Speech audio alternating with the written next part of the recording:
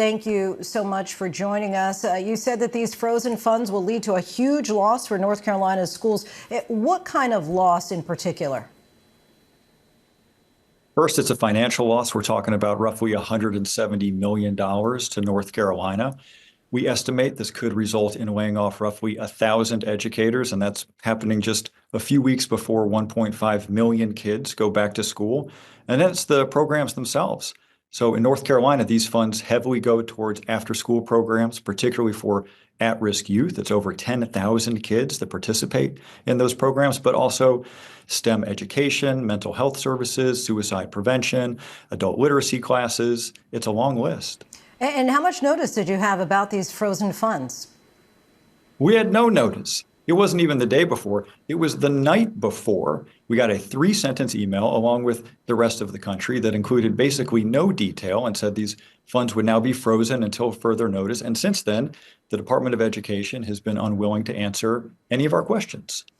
There's real concern in particular about rural schools. What could be the potential for students there?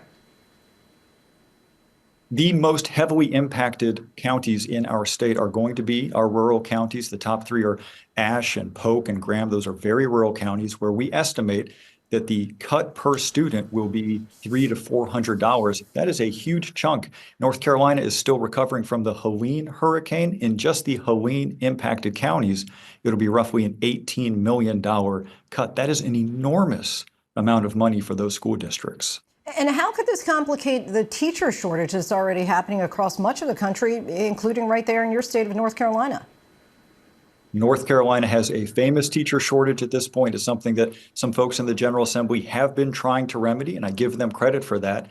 This would be a shock to the system in what is already an extremely fragile condition. So is there a fix that lies within each individual state, right? Because if the idea here is that the federal government is saying, hey, the education responsibility, the onus really lies on the state, is there any money that you can move to help educate the kids? We are operating in an emergency fiscal situation right now in North Carolina. Our state superintendent, Mo Green, believes there is a couple of months of stopgap funding that we may have access to. But a lot of these counties and school districts have to assume that they are not going to have money beyond that point, which means they're making hiring or firing decisions right now based on those assumptions. And so with this lawsuit that the 25 attorneys general is bringing forward, what kind of time are you thinking that you might be able to get a response? Because the school year, just a few months away, is this something that you're thinking that you could get an adequate amount of money by September?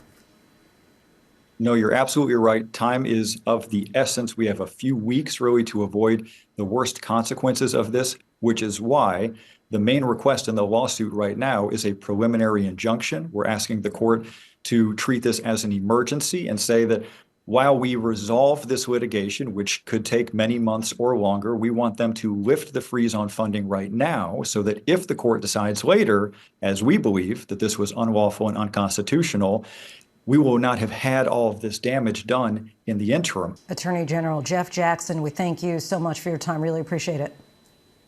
Thank you.